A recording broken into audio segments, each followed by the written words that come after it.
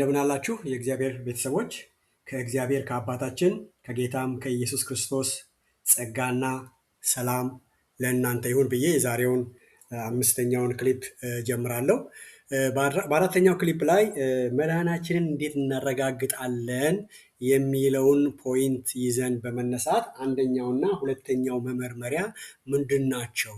ለመሆኑ በክርስቶስ ኢየሱስ መሆንን እንዴት ታውቃለህ? መዳንን እንዴት ነው የምታረጋግጠው የሚለውን ነገር ለመመለስ ሞክረን ነበር። መዳናችንን በሌላ ወንድማችን ሕይወት ጋር አይተን አናረጋግጥም። መዳናችንን ቤተ ክርስቲያን አናውንስ የምታደርግልን ነገር አይደለም። አዎ ጌታን እንቀበላለን። ጌታን የምትቀበሉ ዛሬ ተነሱ ሲባል ጌታን እንቀበላለን።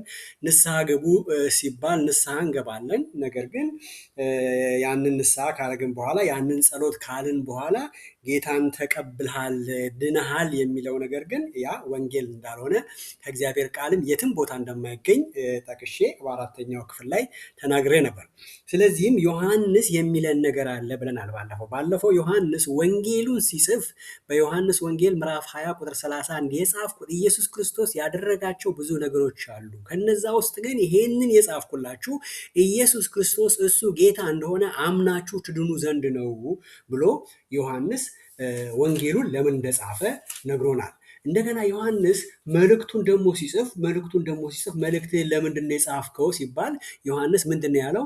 የዘላለም ሕይወት እንዳላችሁ ታውቁ ዘንድ በእግዚአብሔር ልጅ ስም ለምታምኑ ይህን ጽፌላችኋለሁ። ይህን የጻፍኩላችሁ ደግሞ እናንተ እናምናለን የምትሉ ሰዎች ማመናችሁን እንዴት ነው ያወቃችሁት? መዳናችሁን እንዴት ነው የምታውቁት?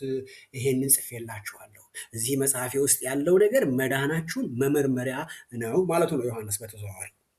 ዛሬ እንደተናገርኩት ዮሐንስ ሐዋርያው ዮሐንስ ለመዳናችን ማረጋገጫ ሶስተኛው መመርመሪያ ብሎ የሰጠንን እንመለከታለን። ይህ ሶስተኛው መመርመሪያ በአንደ ዮሐንስ ምዕራፍ 2 ቁጥር 3 እንዲህ ተጽፎልናል። አነበዋለሁ። ትእዛዙንም ብንጠብቅ በዚህ እንዳወቅነው እናውቃለን ይላል። አሁን የዮሐንስን ግልጽ ንግግር በደንብ ተመልከቱልኝ።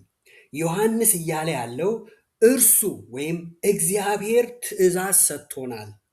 ያንን የሰጠንን ትእዛዝ ብንጠብቅ እግዚአብሔርን እንዳወቅነው እናውቃለን ነው ዮሐንስ የሚለው።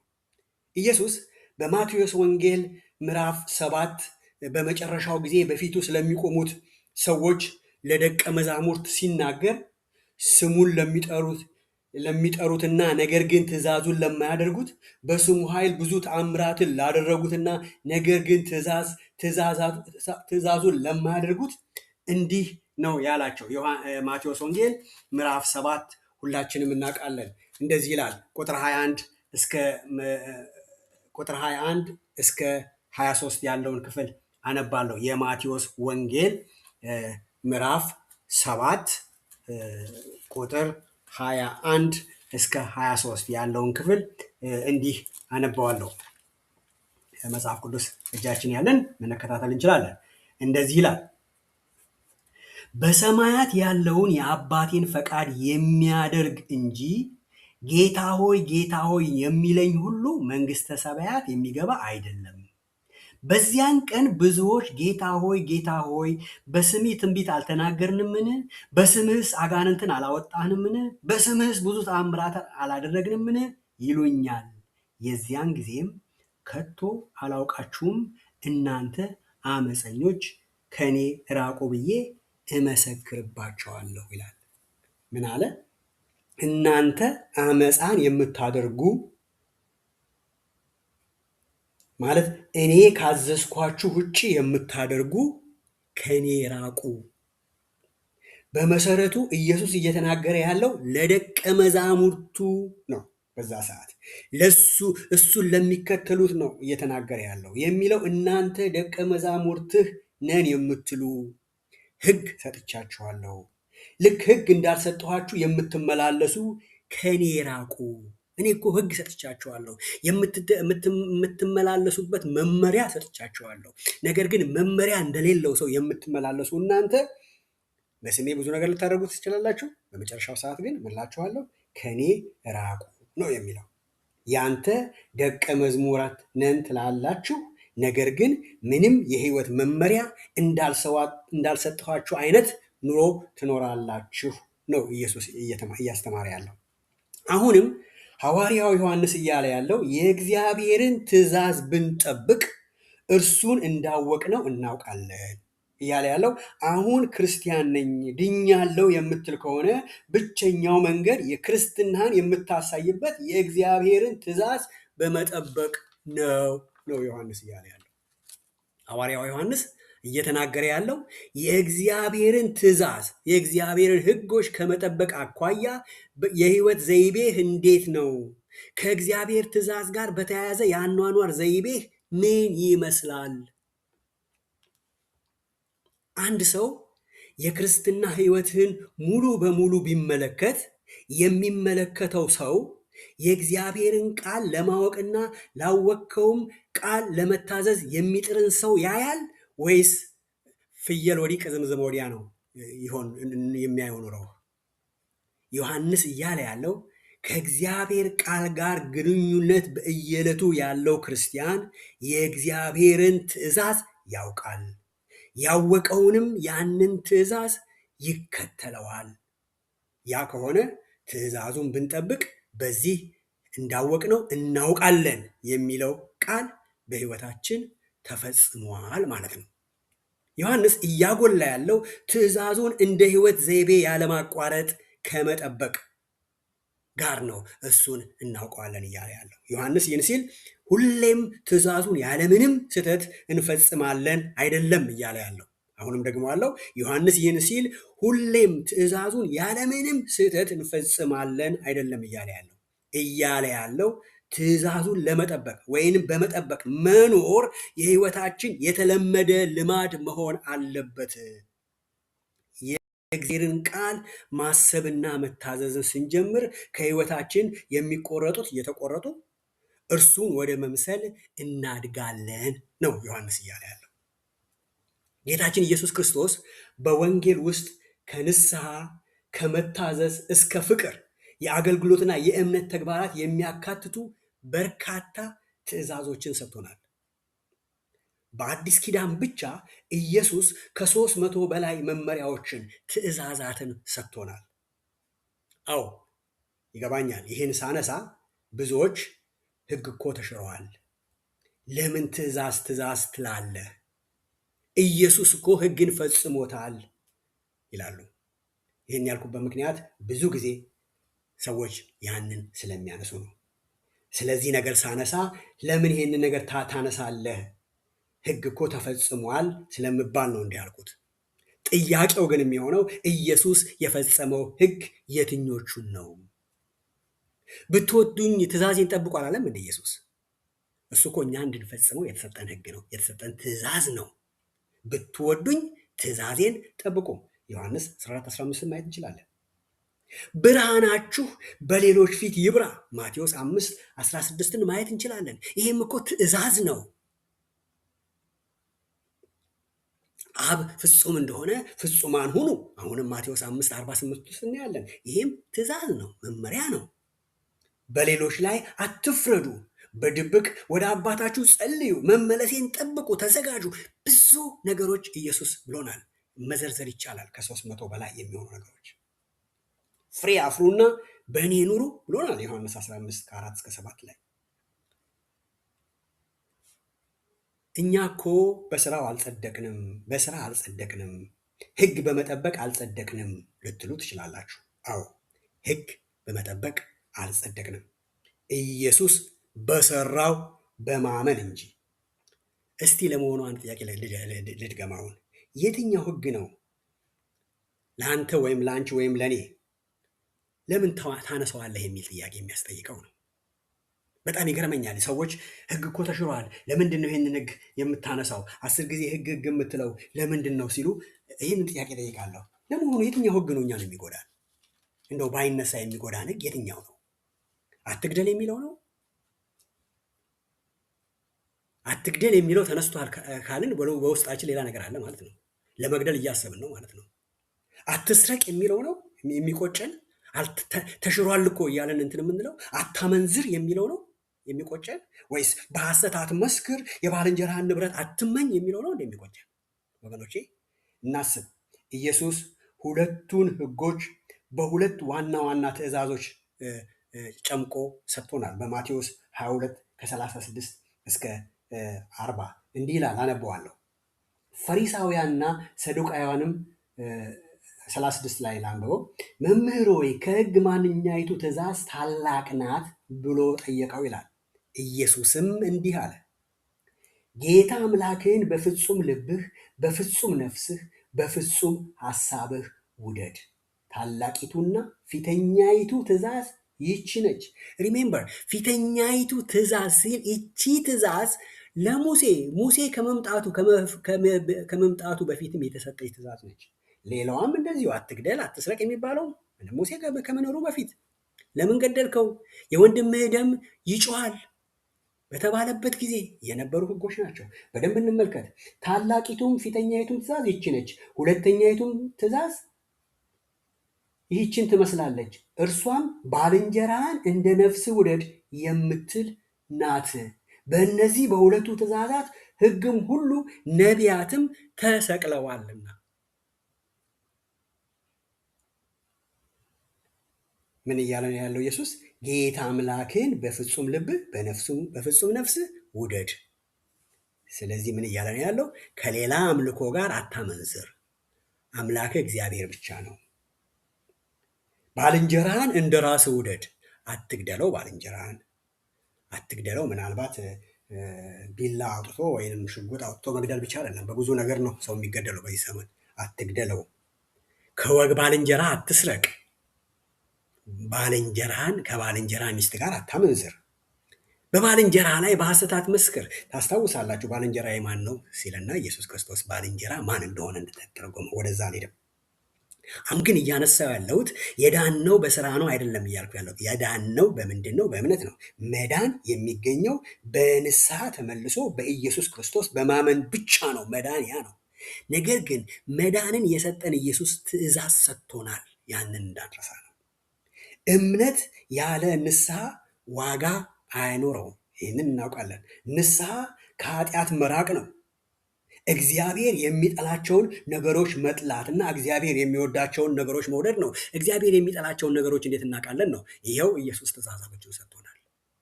እግዚአብሔር የሚወዳቸውን ነገሮች እንዴት እናውቃለን ነው? ይኸው ኢየሱስ ትእዛዛቶችን ሰጥቶናል። በዛ ትእዛዝ ውስጥ እግዚአብሔር የሚጠላውን፣ እግዚአብሔር የሚወደውን እናውቃለን። በእምነትና በንስሐ ወደ ኢየሱስ ስንመለስ በቅድስና እንደ ክርስቶስ የመሆን ፍላጎታችን ያድጋል። ራሳቸውን ክርስቲያን ነኝ ብለው ካሉ ሰዎች ጋር ራሳችንን ማወዳደር ትተን ራሳችንን በእግዚአብሔር ቃል አንጻር እያየን መጓዝ እንጀምራለን። ዮሐንስ እንደዚህ ነው የሚለን፣ የእግዚአብሔር እንደሆንክ ወይንም መዳንህን እርግጠኛ ነህ? የእግዚአብሔር እንደሆንክ ድኛለው ብትል ብትናገር፣ ነገር ግን ትእዛዙን የማትጠብቅ ከሆነ ውሸተኛ ነህ ይላል። አነበዋለሁ። አንደኛ ዮሐንስ ምዕራፍ 2 ቁጥር 4 ደግሞ አሁን አነባለሁ። እንደዚህ ይላል፣ አውቄዋለሁ የሚል ትእዛዛቱንም የማይጠብቅ ውሸተኛ ነው፣ እውነትም በእርሱ የለም ይላል። መቼም የዮሐንስን ትምህርት ብሉይ ኪዳን ነው አትሉኝም፣ አዲስ ኪዳን ነው። ዮሐንስ እያለ ያለው ውሸተኛ ነህ፣ የእግዚአብሔር አይደለህም፣ አልዳንክም ነው። እግዚአብሔርን አውቄዋለሁ እያልክ ትእዛዛቱን ግን የማትጠብቅ ከሆነ ውሸታም ነህ፣ እውነት በአንተ ውስጥ የለም እያለ ነው ያለው ዮሐንስ። እውነት በአንተ ውስጥ የለም ማለት ደግሞ እውነት የሆነው ኢየሱስ በውስጥህ የለም፣ በአንተ ውስጥ እያደረ አይደለም ማለት ነው። ወገኖቼ ህይወታችንን እንድናስብ፣ ህይወታችንን እንድንመረምር ያስፈልጋል። ኢየሱስ ህግን ሁሉ ፈጽሞልናል። ትእዛዝ በእኛ ላይ አይሰራም። ኖ ኖ ኖ ኖ ኖ። ኢየሱስ ትእዛዝ ሰጥቶናል። አትግደል ብሎናል። አትስረቅ ብሎናል። ባልንጀራህን እንደ ራስህ ውደድ ብሎናል። ለራስህ እንዲደረግልህ የምታስበው ነገር ለባልንጀራህ አድርግለት አይነት ትእዛዝ ሰጥቶናል። ስለዚህ ህግ ተፈጸመ የሚያዋጣ አይመስለኝም። አዎ በእምነት ድነናል፣ በመስራት አልዳንም። ድነታችን እምነትና እምነት ብቻ ነው። ነገር ግን ያ የዳነ ሰው ደግሞ የሚያደርገው ነገር አለ። የዳነበትን ያዳነውን የጌታውን ትእዛዝ የሚከተል ነው። ዮሐንስ እየተናገረ ያለው በአምልኮ ጊዜ ስለሚፈጠረው ስሜታዊ ግለት ሳይሆን ሙዚቃ ሲበዛና ሃሌሉያ ሲሞላ አውቀዋለሁ ሳይሆን ሁሌም በሕይወት ዘይቤ ታውቀዋለህ ወይ ነው ዮሐንስ እያለ ያለው። ሙዚቃ በሌለበት፣ ሃሌሉያ በሌለበት፣ መነቃቃት በሌለበት። ወገኖቼ ዮሐንስ ስለ ሃሌሉያችን ግድ የሚለው አይመስለኝም እዚህ ላይ ስመለከት፣ ወይም በአምልኮ ሰዓት ስለምናደርጋቸው እንቅስቃሴዎች ግድ ያለው አይመስለኝም ዮሐንስ እያለ ያለው የህይወት ዘይቤህ፣ የህይወት ልማዳዊ አኗኗርህ እንዴት ነው? ዮሐንስ እያለ ያለው እኔ እግዚአብሔርን አውቀዋለሁ የሚልና ነገር ግን የእግዚአብሔርን ትእዛዝ የማይጠብቅ ሰው ውሸታም ነው። ዮሐንስ በዚሁ በምዕራፍ 2 ቁጥር 5 ምን እንደሚል ተመልከቱ። አንደኛ ዮሐንስ ምዕራፍ 2 ቁጥር 5 አነበዋለሁ።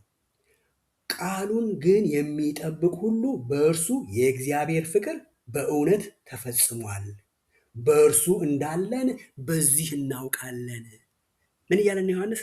በእርሱ መኖርህን ለማወቅ ከፈለግ ቃሉን ፈጽም ነው። ቃሉን ከፈጸምክ በእርሱ እንዳለህ ይታወቃል። ቃሉን ካልፈጸምክ ግን በእርሱ አይደለህም ነው። በሌላ አባባል የእግዚአብሔርን ቃል የሚጠብቅ ሁሉ የእግዚአብሔር ፍቅር በዚህ ፍጹም ሆኗል። በዛ ሰው ላይ ቃሉን ከመጠበቅ በእርሱ በእግዚአብሔር እንዳለን እናውቃለን። ምን ማለት ነው? በሌላ አባባል ቃሉን ካልጠበቅን በእርሱ በእግዚአብሔር በጌታችን በኢየሱስ አይደለንም ማለት ነው። ወገኖቼ የእግዚአብሔርን ቃል እወዳለሁ ማለት ድንቅ ነው። ቃሉን መውደድ ግሩም ነው። ጥያቄው እወደዋለሁ የምትለውን የእግዚአብሔርን ቃል ትጠብቀዋለህ ወይ ነው። ኢየሱስ ብትወዱኝ ትእዛዜን ጠብቁ አለ። ይህ ማለት ኢየሱስን የምንወድ ከሆነ ቃሎችን የምንጠብቅ እንሆናለን። ይኸው ዮሐንስ ነው ኢየሱስ ያለውን እንዲህ ብሎ የጻፈልን በወንጌሉ ምዕራፍ 14 ቁጥር 15 ብትወዱኝ ትእዛዜን ጠብቁ፣ ብትወዱኝ ትእዛዜን ጠብቁ። ይኸው ሐዋርያ ነው ኢየሱስ ያለውን የጻፈልን። አሁንም ሐዋርያው ዮሐንስ በወንጌሉም በዚህ በመልእክቱም የሚናገረውን ተመልከቱ። እርሱን ከወደድነውና ቃሎቹን ከጠበቅን የእግዚአብሔር ፍቅር በሕይወታችን ፍጹም ሆኗል ነው ዮሐንስ እያለ ያለው። የእግዚአብሔር ፍቅር ፍጹም ሆኗል። እዚህ ላይ ዮሐንስ ሁለት ነገሮችን የሚናገር ይመስላል፣ ወይንም ሁለት ነገሮችን ይናገራል እላለሁ። አንደኛው እግዚአብሔር ለእኛ ያለውን ፍቅር ነው እየተናገረ ያለው። ምን እያለ ነው? በእርግጥ የእግዚአብሔርን ፍቅር ለእኛ ያለውን በእውነት ከተገነዘብን የእርሱ ፍቅር ትእዛዙን እንድንጠብቅ ያደርገናል ነው አንደኛው እያለ ያለው። ሁለተኛው ደግሞ እኛ ለእግዚአብሔር ያለን ፍቅር ነው እየተናገረ ያለው። ያ ደግሞ በሕይወታችን የሚገለጸው በመታዘዝ ነው እያለ ያለው። ደግሞ አለው ዮሐንስ እያለ ያለው አንደኛው እግዚአብሔር ለእኛ ያለውን ፍቅር ነው እየተናገረ ያለው። ምን እያለ ነው? በእርግጥ የእግዚአብሔርን ፍቅር ለእኛ ያለውን በእውነት ከተገነዘብን ለእርሱ ፍቅር ትእዛዛቱን እንድንጠብቅ ያደርጉናል። የእርሱ ፍቅር ትእዛዛቱን እንድንጠብቅ ያደርገናል። ሁለተኛው ደግሞ እኛ ለእግዚአብሔር ያለንን ፍቅር ነው የሚያሳየው። ያ ደግሞ በሕይወታችን የሚገለጸው በመታዘዝ ነው ዮሐንስ እያለ ያለው። በአጠቃላይ እግዚአብሔርን እወዳለሁ ካልክ፣ ነገር ግን የእግዚአብሔርን ትእዛዝ በውስጥህ ከሌለ ከንቱ የእምነት መግለጫ ነው እያልክ ያለኸው ነው የሚለው ዮሐንስ። ልጆቼ ሆይ በሕይወታችሁ ውስጥ የእግዚአብሔር ቃል በተግባር ማየትን እፈልጋለሁ እያለ ይመስለኛል ዮሐንስ። እስቲ ወደሚቀጥለው አራተኛው የመዳናችን መመሪያ ደግሞ እንሂድ። ወደሚቀጥለው አራተኛው የመዳናችን መመሪያ ለመመልከት በዚሁ መጽሐፍ ቁጥር 6ን እናነባለን። አንደኛ ዮሐንስ ምዕራፍ 2 ቁጥር 6 እንደዚህ ይላል፣ በእርሱ እኖራለሁ የሚል እርሱ እንደተመላለሰ ራሱ ደግሞ ሊመላለስ ይገባዋል። ዮሐንስ በዚህ ክፍል ላይ በጌታ ነኝ፣ በጌታ እኖራለሁ የሚል ጌታ ኢየሱስ እንደተመላለሰ ራሱ ይሄ በጌታ ነኝ ባዩ ደግሞ መመላለስ አለበት ነው የሚለው። ይህ ትልቅ ነገር ነው ወገኖቼ። ኢየሱስ እንደተመላለሰ እንደርሱ መመላለስ በጣም ትልቅ ነገር ነው። ይህንን ቃል ለመረዳት በመጀመሪያ መረዳት ያለብን አውዱን ይመስለኛል። በመጀመሪያ ደረጃ አሁን በእርሱ እኖራለሁ የሚል፣ አሁን ክርስቲያን ነኝ የሚል፣ ድኛለሁ የሚል፣ እርሱን አግኝቻለሁ የሚል እርሱ እንደተመላለሰ በተመላለሰበት መንገድ ራሱ መመላለስ አለበት ነው ዮሐንስ የሚለው። ዮሐንስ እያለ ያለው ክርስቲያን እየተባልክ ከጌታ ጋር ያለመራመድ ትችላለህ ነው እያለን ያለው። ክርስቲያን ልትባል ትችላለህ፣ ነገር ግን ከጌታ ጋር ያለመራመድ ትችላለህ። ደቀ መዝሙር ልትባል ትችላለህ፣ ነገር ግን ከጌታ ጋር ያለመራመድ ትችላለህ። ለዚህ ምሳሌያችን የሚሆኑት ደቀ መዛሙርት ራሳቸው ናቸው። መንፈስ ቅዱስ በላያቸው ከመውረዱ በፊት ከክርስቶስ ጋር አብረው እየወጡ እየገቡ የእርሱ ደቀ መዛሙርት እየተባሉ እንደውም ክስ እየቀረበላቸው ደቀ መዛሙርት ለምንድን ነው ሰንበትን የማያከብሩት? ለምንድን ነው ደቀ መዛሙርት የማይጦሙት? እየተባሉ እርሱ ስለ አባቱ መንግስት ስራ ያስተምራቸዋል። እነርሱ ግን ማን ይበልጣል ማን ይበልጣል ይከራከራሉ። እርሱ ስለ ሰማያዊ መንግስት ይናገራል፣ እነሱ በምድር ላይ ስለሚሆነው ነገር ያስባሉ። እሱ ሲነግስ ማን ነው ከቀኝ ከግራ የሚሆነው? ይከራከራሉ። የእግዚአብሔር መንፈስ ከወረደባቸው በኋላ ግን፣ ኢየሱስ ከከበረ በኋላ ግን ያኔ እርሱ ይመላለስ የነበረው ምልልስ በሕይወታቸው ሲታይ እናያለን። ዮሐንስ የሚለው ክርስቲያን መሆንበት እንደ ጌታ መመላለስ ማለት ነው። በጌታ ቃል መኖር ነው። በሌላ አባባል እሁድ እሁድ ብቻ እንደ ጌታ መምሰልን በመማር ብቻ ክርስቲያን አይኮንም። አዎ ጌታን መምሰል ትምህርት መልካም ነው፣ ትምህርቱ መልካም ነው። ግን ትምህርቱን በመማር ብቻ ጌታን እመስላለሁ አይቻልም ነው ዮሐንስ እያለን ያለው። ትምህርቱን እየተቃወምኩ አይደለም። አሁንም በደንብ አዳምጡኝ። የጌታን መምሰል ትምህርት፣ የደቀ መዝሙርነት ትምህርት፣ ከኢየሱስ ጋር የመራመድ ትምህርት፣ ብዙ አይነት ርዕሶችን ልደረድሩ ትችላላችሁ። መልካም ነው። ነገር ግን ያ ብቻ ክርስቲያን አያስኮንህም ነው። በእውነት ክርስቲያን ከሆንክ የእግዚአብሔር ኃይል በእውነት ከቀየረህ በቃሉ መኖር ትእዛዙንም በመውደቅም ሆነ በመነሳት መፈጸም ከቻልክ እንደ ጌታ መመላለስን እየተለማመድክ ነው ዮሐንስ እያለን ያለው። በእውነት ክርስቲያን ነህ ወይ ነው። በእውነት ተወልደሃል ወይ ነው። በእውነት ከተወለድክ የእግዚአብሔር ኃይል በእውነት እየቀየረ ከሆነ በቃሉ መኖር ትእዛዙንም በመውደቅም ሆነ በመነሳት መፈጸም ከቻልክ በጌታ እየተመላለስክ ነው፣ ጀምርሃል ጉዞውን ነው ዮሐንስ እያለን ያለው። አሁን እርሱ በተመላለሰበት መንገድ መመላለስ ምን ማለት ነው? መቼም ሁላችንም ኢየሱስ ሁልጊዜ ያደረገውን ሁሉ እናደርጋለን ማለት አይደለም።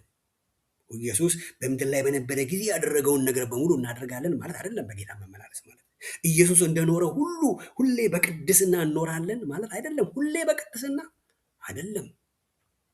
በምንሰራው ነገር ሁሉ ወደ በእርሱ ደረጃ እንደርሳለን ማለት አይደለም። እኔ እንደገባኝ እነዚህ ነገሮች ማለት አይደሉም። ዮሐንስ የሚለን አንድ ትንሽ ሕፃን፣ በደንብ ተመልከቱልኝ፣ አንድ ትንሽ ሕፃን አባቱ የሚያደርገውን እያየ አባቱ የሚሆነውን ለመሆን እንደሚሞክረው ሁሉ እኛም እርሱ የሚያደርገውን እያየን ከእርሱ በመማር ወደ እርሱ እንደግ ነው የሚለው።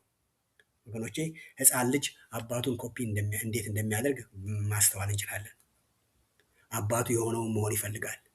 አባቱ መኪና ሲነዳ ፊት መቀመጥ ይፈልጋል። ፊት ተቀምጦ አባቱ መሪውን ሲያወዛውዝ እሱም አየሩን በእጁ ያወዛውዛል። አባቱ እግሩ የሆነ ነገር ቦላ ሲረግጥ የእሱም እግር ለመርገጥ ይሞክራል። አባቱ የሚሆነውን ለመሆን ይሞክራል። ዮሐንስ እያለን ያለው እንደዛ ነው። እርሱ አባታችን የምንለው ከሆነ እግዚአብሔር አባታችን ነው የምንለው ከሆነ ኢየሱስ ጌታችን ነው የምንለው ከሆነ እርሱ እያየን ከእርሱ በመማር ወደ እርሱ እንደግ ነው። ይህ ማለት አባቱን የሚከተለው ያ ሕፃን ሁልጊዜ አባቱን ኮፒ ለማድረግ የሚያደርገውን ትኩር ብሎ እንደሚመለከተው ሁሉ እናም ሕፃኑ እየወደቀ እየተነሳ አባቱ ያደረገውን ለማድረግ እንደ አባቱ ለመሆን እንደሚጣጣር ሁሉ እኛም እየወደቅን እየተነሳን እርሱን ለመምሰል መጣር አለብን ነው ዮሐንስ እያለ ያለው። አባቱን የሚወድና የሚመስል ልጅ አባቱ ሲያደርግ ያየውን ሁሉ ለማድረግ ይሞክራል። ዮሐንስ እያለ ያለው ያንን ትንሽ ልጅ ብትመለከት የዚያ ልጅ ትልቅ ፍላጎት አባቱ ያደረገውን ማድረግ መሆኑን ታውቃለህ። አሁንም እርሱ እንደተመላለሰ መመላለስ ምን ማለት ነው? ይህ ማለት በክርስቶስ ሕይወት የታየው ጸጋ ሁሉ በአንተ ላይ ይሆናል ማለት አይደለም። ወይም ክርስቶስ በተገለጸበት ጸጋ እንገለጣለን ማለት አይደለም።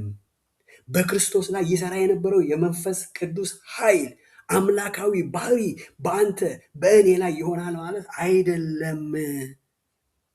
ነገር ግን እሱ ሲያደርግ ያየነውን እርሱን እየተከታተልን የመኖር ነገር ነው ዮሐንስ እያለ ያለው። ዮሐንስ ይህን ሲፈታው እንዴት ነው የሚለን? የህይወትህ ትልቁ ፍላጎትህ በምትሄድበት ቦታ ሁሉ በምታደርገው ነገር ሁሉ የክርስቶስን ህይወት ማንጸባረቅና እርሱን እያሳዩ መኖር፣ እርሱ እንደሚናገር መናገር፣ እርሱ እንደሚዳኝ መዳኘት አድሎ በሌለበት፣ እርሱ እንደሚራመድ መራመድ መሆን አለበት ነው የሚለን ዮሐንስ በአንደኛ ዮሐንስ ምዕራፍ 2 ቁጥር 6 ላይ እንዲያነበዋለሁ። በእርሱ እኖራለሁ የሚል እርሱ እንደተመላለሰ ራሱ ደግሞ ሊመላለስ ይገባዋል። በቁጥር 6 ላይ እኖራለሁ ይላል የሚል ቃል አለ። እኖራለሁ የሚል ሰው ብዙውን ጊዜ እርሱን አውቃለሁ የሚል ወይም ከእርሱ ጋር ህብረት አለኝ የሚል ሰው ነው። እኖራለሁ የሚል ሰው ነው እያለን ያለው ዮሐንስ። ይህ እኖራለሁ የሚለው ቃል ምን ማለት ነው? ከኢየሱስ ጋር እኖራለሁ የሚል ሰው እንደ ኢየሱስ መራመድ አለበት የሚል ነው። ምክንያቱም ሁለት ሰዎች ካልተስማሙ በስተቀር እንዴት አብረው ሊሄዱ ይችላሉ? ይህ ማለት ከእርሱ ጋር እኖራለሁ የምትል ከሆነ በህይወትህ ውስጥ የእርሱ ባህሪ፣ የባህሪው ነጸብራቅ ይታያል፣ ይኖራል። እርሱ የሚሄድበት መንገድ አንተ በምትሄድበት ይንጸባረቃል ነው እያለ ያለው ዮሐንስ። እዚህ ላይ ስለማያምኑ ሰዎች ባህሪ አይደለም እየተናገረ ያለው፣ ክርስቲያን ነኝ ለሚሉት እንጂ። ክርስቲያኑ ወይም ክርስቲያን ነኝ የሚለው እግዚአብሔርን የሚያንጸባርቅ ባህሪ ለእርሱ እንግዳ አይሆንም ነው ዮሐንስ እያለ ያለው። አንዳንድ ጊዜ ክርስቲያን ነኝ እንላለን፣ ነገር ግን ለኃጢአት ምንም ደንታ የለንም። ለኃጢአት ስሜታችን አይቆጣም። ለእኛ የማይገቡ ነገሮችን እናያለን። ለህይወታችን የማይመጥኑ መጥፎ ቃላትን እንናገራለን። ህይወታችንን ወደ ኃጢአት የሚወስደንን ነገር እናዳምጣለን፣ በእርሱም እንስቃለን። አንዳንዴም በአስፈሪ ኃጢአት ውስጥ እንሳተፋለን። በዚህ ሁሉ ግን የእግዚአብሔር መንፈስ ሲወቅሰን ምንም አይደለም ብለን ድምፁን ጸጥ እናስደረጋለን፣ እንዳልሰማ እንሆናለን። ህይወታችን በእግዚአብሔር ሕግ እንዲመራ ፍላጎት የለንም። ነገር ግን እሁድ ተነስተን መጽሐፍ ቅዱሳችን ይዘን ወደ ቤተ ክርስቲያን እንሄዳለን። ሌላውን ለመምሰል መንፈሳዊ ሜካፓችንን እንለብሳለን። ዮሐንስ እያለ ያለው እንደዛ አይነት ከሆነ ኑሮህ ክርስቶስን አታውቀውም፣ አልተወለድክም፣ አልዳንክም ነው እያለን ያለው ዮሐንስ እያለን ያለው ይህ አይነት ኑሮ በእርሱ የመመላለስ በእርሱ የመኖር ህይወት አይደለምና፣ በእርሱ እየተመላለስን አይደለንምና፣ በእርሱ አይደለንምና፣ በእርሱ አንኖርምና አልዳንንም ነው እያለ ያለው። አልተለወጥንም ነው እያለ ያለው። ታዲያ ምን እናደርግ ነው? እነዚህንና የሚቀጥሉትን መመርመሪያዎች በሚቀጥለው ጊዜ እናያለን። ከዚያው የጌታችን የኢየሱስ ክርስቶስ ጸጋና ሰላም ከሁላችን ጋር ይሁን።